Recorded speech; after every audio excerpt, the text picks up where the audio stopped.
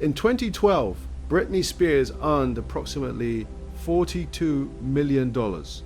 In the same year, she was legally deemed by the state of California to be incapable of managing her own finances. She was performing in Las Vegas. She was recording albums. She was generating from a position of court-documented legal incompetence more revenue per month than most people earn across an entire career. The conservatorship that governed her life from February 2008 to November 2021 was described by the press, by the courts, and by the entertainment industry as a protective arrangement for a woman who had experienced a public breakdown. That description made a specific kind of sense if what you were looking at was the photograph of her shaving her head in 2007, and not at what had happened in her personal life in the 18 months that preceded it. This video is not going to look at the photograph. It is going to look at the 18 months. And then at the 13 years, and at the specific question the 13 years make unavoidable, what exactly was the conservatorship controlling for? The narrative the press built around Britney Spears between 2007 and 2021 was the narrative of a woman who had broken down and been saved by a legal arrangement that protected her from herself. The events that produced it were real, the crisis was real, the public deterioration was documented, the custody loss was devastating, and the arrangements that followed were presented by the people who built and administered them as responses to a genuine emergency. But there is a specific question the narrative was organized around not asking. The question is, if the purpose of the conservatorship was protection, who was being protected? Because the terms of what the conservatorship controlled, not just her finances, but her medical decisions, her choice of attorney, her relationships, her reproductive choices, the people she was allowed to see and where she was permitted to go, are the terms of a specific kind of control that protection alone does not require. And the people who benefited financially from that control are not the people the word protection implies. This video is going to name the terms and the people and the specific amount of money the arrangement generated for everyone involved except the woman at its center. There are three things about Britney Spears' conservatorship that the press coverage of 13 years consistently failed to examine. The first is what the conservatorship controlled beyond finances. Court documents made public during the 2020 and 2021 legal proceedings contain specific testimony about medical decisions, reproductive decisions, that the subject of the arrangement was not permitted to make for herself. That is not financial protection. That is a categorically different kind of control, and the law that authorizes conservatorships was not written to permit it. The second is the extraction number. Not what Britney earned, but the figure that moved in the other direction from her estate to the lawyers, co-conservators, and professional administrators who manage the arrangement. Those fees are legal, documented in court filings, and staggering in their accumulation across 13 years of a woman generating $42 million annually while being deemed unable to manage a checking account. The third is what nobody told her. For years, the subject of this arrangement did not know she had the legal right to petition the court to end it. The specific quality of a system that does not tell its subject that the system is optional is the specific quality of a system not organized around the subject's protection. Britney Jean Spears was born on December 2nd, 1981 in Macomb, Mississippi, the second of three children of James Parnell Spears and Lynn Irene Bridges. She grew up in Kentwood, Louisiana, a town of approximately 2,000 people in Pine Country north of New Orleans. The household was defined by multiple accounts from family members and people who knew the family during those years by the specific volatility of a marriage between two people who were each, in different ways, poorly equipped for the pressures that financial instability and early children produce. Jamie Spears worked in construction and other trades. The financial circumstances were periodically precarious. Lynn Spears was the engine of her daughter's ambition. The parent, who recognized early that Britney had a specific and unusual quality of performance presence, and who organized the family's energy around developing it. By age 8, Britney was performing in regional theatre and dance competitions with a concentration that the adults around her consistently describe as unusual, not the enthusiasm of a talented child playing, but the focused seriousness of someone for whom the performance is already purpose rather than recreation. She auditioned for the Mickey Mouse Club at 8 and was told she was too young, with a referral to a New York talent agent that produced 2 years of part-time child performance in the city, taking lessons, auditioning, learning the machinery.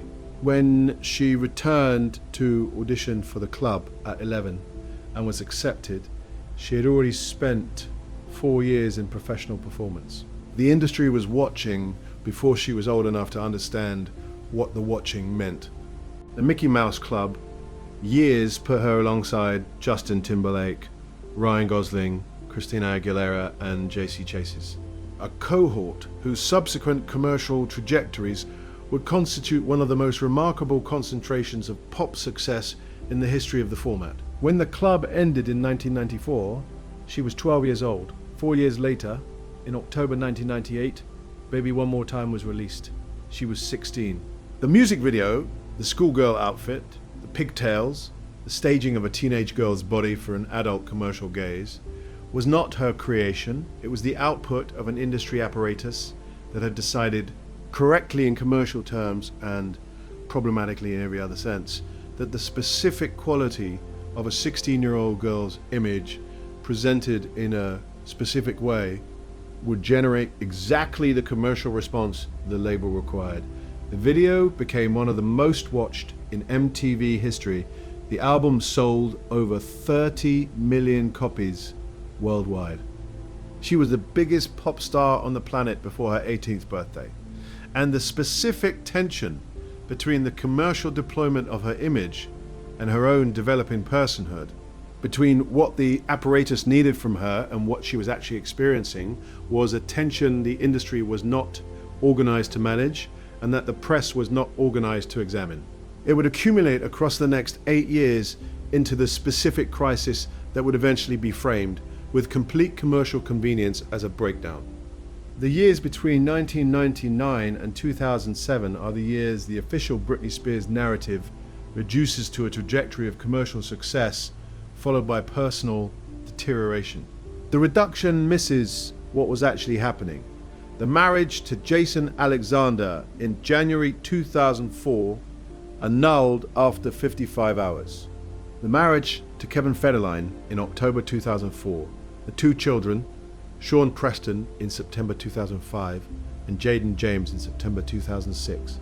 The divorce filing in November 2006, 14 months after Sean Preston's birth. The custody battle that followed, conducted by Federline's legal team with a specific aggressiveness that the celebrity press covered as entertainment and that the people directly experiencing it experienced as the systematic dismantling of her.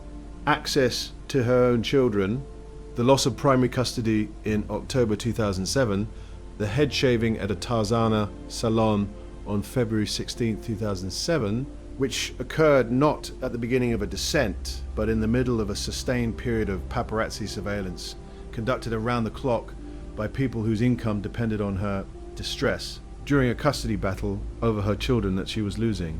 The breakdown narrative was organized around the visible behavior. The visible behavior was organized around the specific loss of access to her children. The loss of her children is what the narrative consistently omitted in favor of images that were more commercially useful and less legally or institutionally awkward to explain. The January 2008 hospitalization, the second psychiatric hold in 1 month, produced within weeks the conservatorship that would govern her life for the next 13 years. Her father, James Spears, and an attorney named Andrew Wallet were appointed co-conservators on an emergency basis. The arrangement was described as temporary. Temporary, in the specific legal and administrative vocabulary of the conservatorship, lasted from February 2008 to November 2021. Britney Spears released Circus in 2008.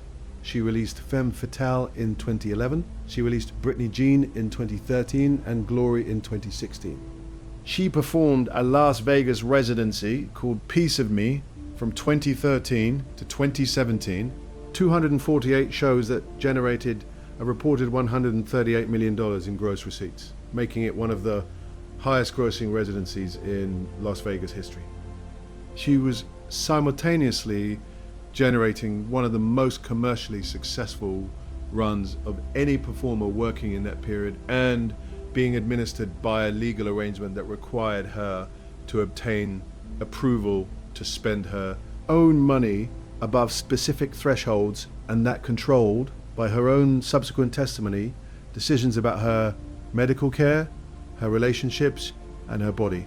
The arrangement that protected her from the consequences of incompetence was the arrangement under which she produced one of the most commercially successful Las Vegas residencies in the history of entertainment. But what the Las Vegas numbers make visible, the specific paradox of a legally incompetent person generating $138 million from a residency while her conservators charged fees from the estate she was building, is not the most important thing about the conservatorship. The most important thing is what the arrangement controlled that financial protection alone cannot explain. Because the court testimony and the legal documents of 2020 and 2021 do not describe a financial protective arrangement that went slightly too far. They describe an arrangement that extended its control into categories of her life that the law governing conservatorships was not designed to govern. Here is what was actually being controlled. The financial dimension of the conservatorship is a dimension the public narrative treated as its organizing principle, protecting her estate from exploitation. Examined from the inside, it produces a different picture.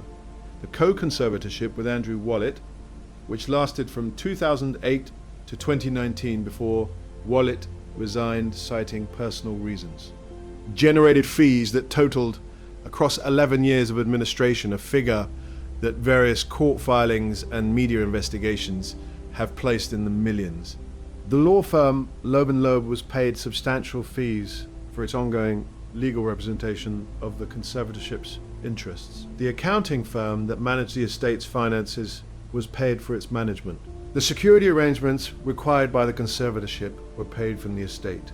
Every administrative function of the arrangement that protected Britney Spears from the consequences of her alleged incompetence was funded by the estate of the allegedly incompetent person at rates and for durations that were determined not by Britney Spears but by the people being paid from her estate.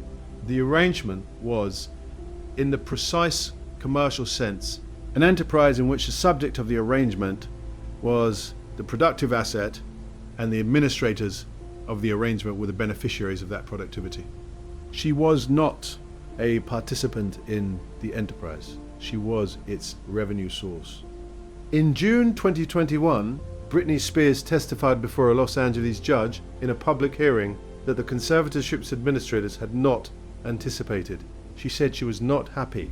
She said she was not being taken care of. She said she had been forced to perform the Las Vegas residency, the subsequent tour, when she had told the people managing her that she did not want to perform, and that she had been told the alternative was worse consequences for her custody situation.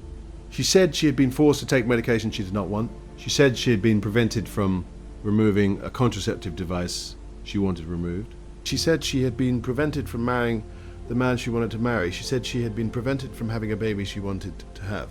She said she had been working for years under conditions she was not permitted to refuse, for an audience that did not know those conditions existed, for an industry that was profiting from her labor, while the people administering the arrangement that governed that labor were profiting from the arrangement itself. She said she just wanted her life back.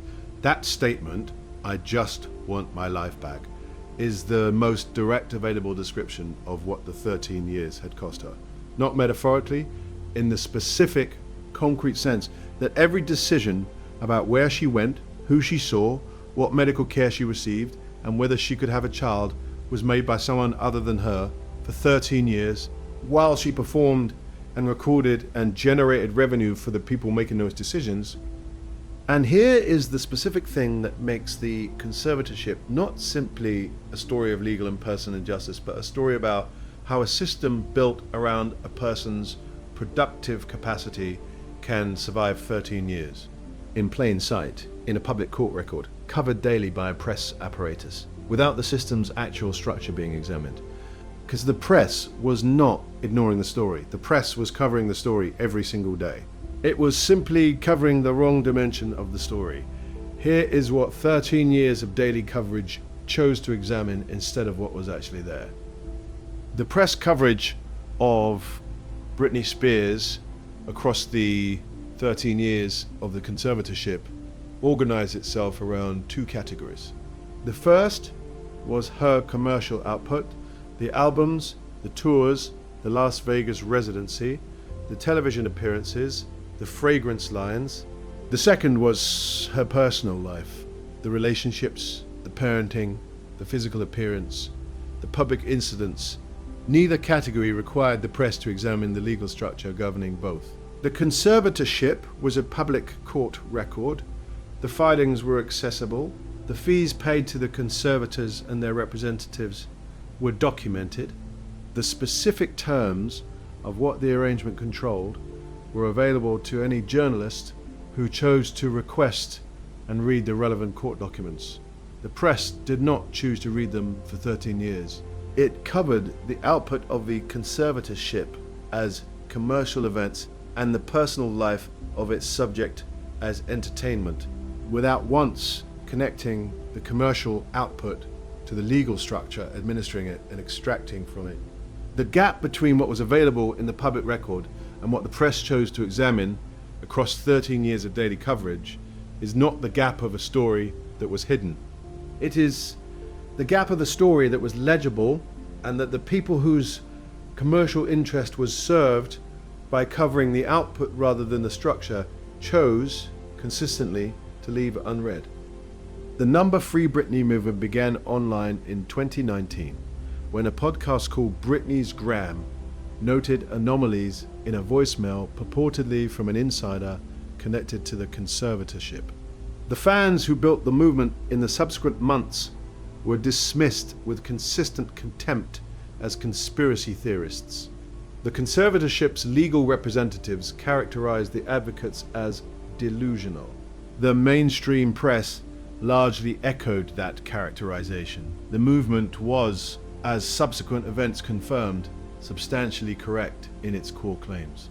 That the conservatorship had extended its control beyond what financial protection required, that its subject was being controlled in ways the law did not clearly authorize, that the system's primary beneficiaries were not its stated subject. The termination of the conservatorship on November 12, 2021 by Judge Brenda Penny of the Los Angeles Superior Court, and the subsequent public record that the termination produced did not vindicate the fans who were right. It simply made the record of what they were right about public and impossible to continue ignoring. The mainstream press, which had spent years treating the advocacy as credulous, covered the termination as a resolution. The resolution was not the story. The story was the 13 years that made the termination necessary. Since the termination, Britney Spears has married Sam Asghari, published a memoir, The Woman in Me, released in October 2023. That became one of the best-selling celebrity memoirs in recent publishing history, and has lived for the first time since she was 26 years old, a life in which the decisions about where she goes and who she sees and whether she can have a child are hers to make. The memoir documents what the 13 years contained with a directness that is not the performed vulnerability of celebrity publishing, but the specific honesty of a person who spent 13 years without the ability to speak publicly about her own experience, and who is using the first sustained period of freedom she has had since 2008 to place on record what the system governing those years was. Specifically organized to prevent from being placed there, Britney Spears is in her early 40s. She earned more money during her conservatorship than most people will earn across several lifetimes. She earned it while being legally prevented from making her own medical decisions and from having a child she wanted to have.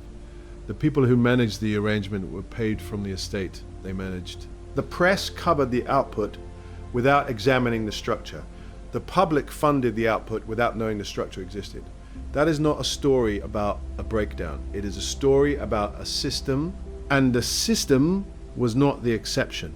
It was the design, the specific architecture of the industry apparatus that built and managed Britney Spears' image between 1998 and 2007 is worth examining, not to assign blame, but to understand the environment in which the 2007 crisis occurred. She was managed across that period by a network of label executives, publicists, tour managers, and personal handlers whose professional and financial interests were all organized around the continued production of commercial output from a person whose well-being was not the primary variable in any of those interests. The label needed albums, the tour promoters needed shows, the merchandise licensees needed her image, the celebrity press needed her presence. The entire commercial ecosystem built around her was organized around what she produced, and the organizational principle of that ecosystem was not what she needed, but what it required of her. She was not the subject of the ecosystem, she was the engine. And the specific quality of being an engine in an ecosystem organized around what you produce rather than who you are is the quality that the 2007 crisis made visible in ways that the subsequent 13 years of coverage managed to discuss as personal failure rather than as the predictable output of an arrangement that had been structured from the beginning to extract rather than to sustain. The legal mechanism through which the conservatorship became impossible to exit is the detail that most coverage has treated as background, and that is in fact the central structural fact.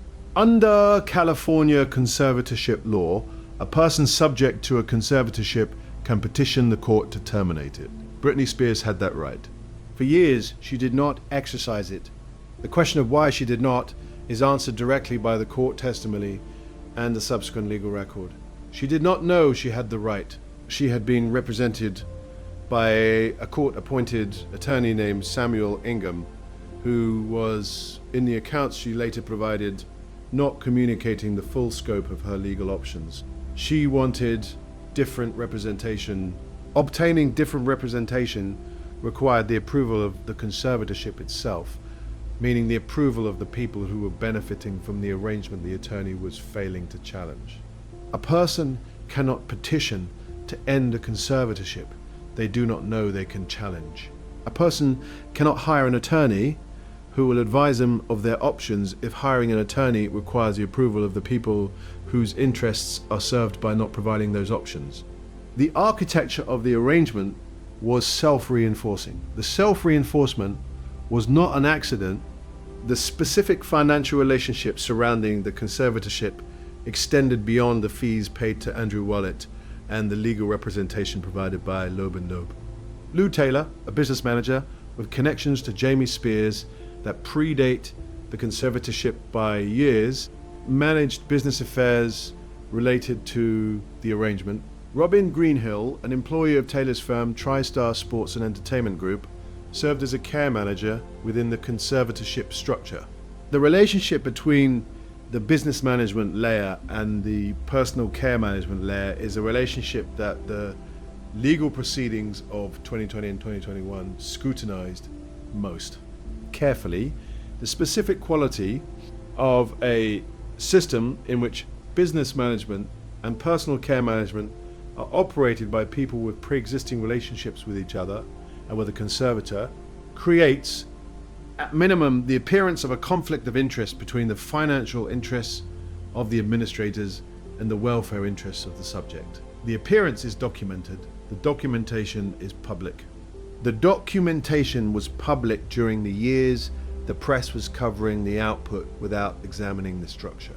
Matthew Rosengart, the attorney who would eventually succeed in terminating the conservatorship, entered the case in July 2021 when a judge granted Britney Spears the right to choose her own legal counsel directly. The right granted in July 2021 is the right the arrangement's architecture had prevented her from exercising for 13 years. Once Rosengart was in place, the timeline to termination was rapid.